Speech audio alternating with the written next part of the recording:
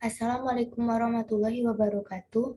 Perkenalkan, nama saya Ummahatil Hafiza, NPM 2110070120046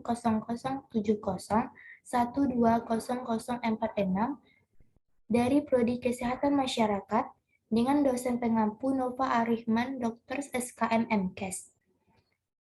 Baiklah, pada kali ini saya akan mempresentasikan hasil tugas 3 Etika dan Hukum Kesehatan yang berjudul Profesi, Profesionalisme, dan Profesi Kesehatan Masyarakat. Yang pertama ada profesi. Profesi berasal dari bahasa Latin profesio yang mempunyai dua pengertian, yaitu janji atau ikrar dan pekerjaan. Bila artinya dibuat dalam pengertian lebih luas, menjadi kegiatan apa saja dan siapa saja untuk memperoleh nafkah yang dilakukan dengan suatu keahlian tertentu.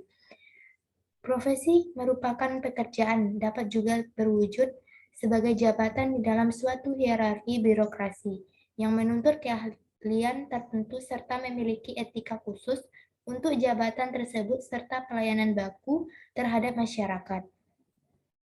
Inti dari pengertian profesi ialah seseorang harus memiliki keahlian tertentu, jadi dapat disimpulkan bahwa profesi adalah pekerjaan yang dijalankan oleh seseorang yang menuntut adanya suatu keterampilan atau keahlian tertentu.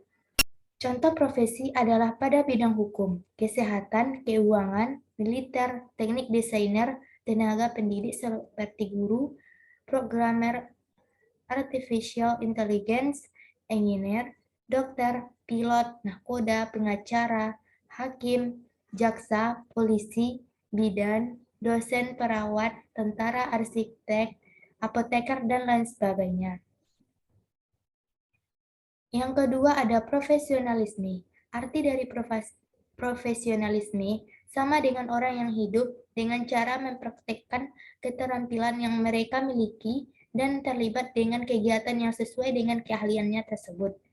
Adapun definisi profesionalisme menurut para ahli antara lain. Yang pertama ada pemuji. Profesionalisme adalah lapangan kerja tertentu yang diduduki oleh orang-orang yang memiliki kemampuan tertentu pula. Yang kedua ada Corten dan Alfonso. Arti profesionalisme adalah sebagai kecocokan atau fitness antara kemampuan yang dimiliki oleh birokrasi dengan kebutuhan tugas. Yang ketiga ada Lokman. Profesionalisme ialah sebagai tingkah laku, keahlian, atau kualitas dari seseorang yang profesional. Selanjutnya contohnya seperti dalam pekerjaan, seperti Randi yang sedang melayani customer hotel di mana ia sedang bekerja dengan sangatlah sibuk.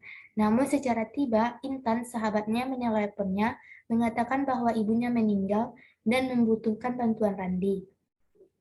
Perihal ini keputusan Randi untuk meminta maaf dengan Intan, tidak bisa menemuinya dan akan menemuinya pada saat jam istirahat. Bagian dari profesionalisme dalam pekerjaan. Yang kedua, dalam sekolah.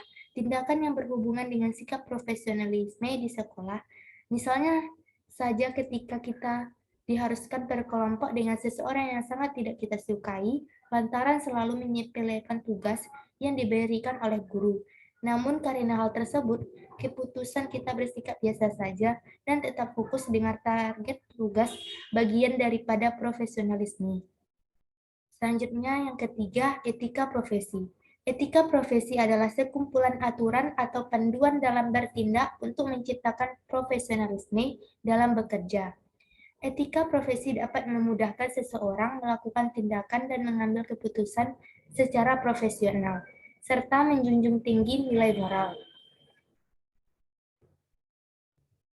Contohnya, seorang advokat tidak boleh mengelabui hakim dengan menyatakan orang yang dibelanya tidak bersalah, demi untuk memenangkan perkara dan mendapat bayaran tinggi dari kliennya.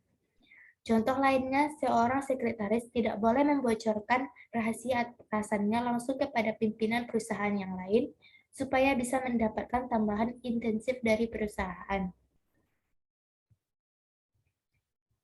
Selanjutnya, pentingnya etika profesi kesehatan masyarakat pada saat ini.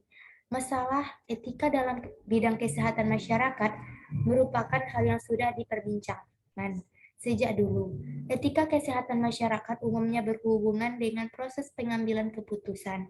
Salah satu contoh adalah konflik kepentingan yang dialami dokter, okupasi atau klinisi yang telah bekerja bertahun-tahun di industri yang berisiko tinggi. Misalnya industri asbes.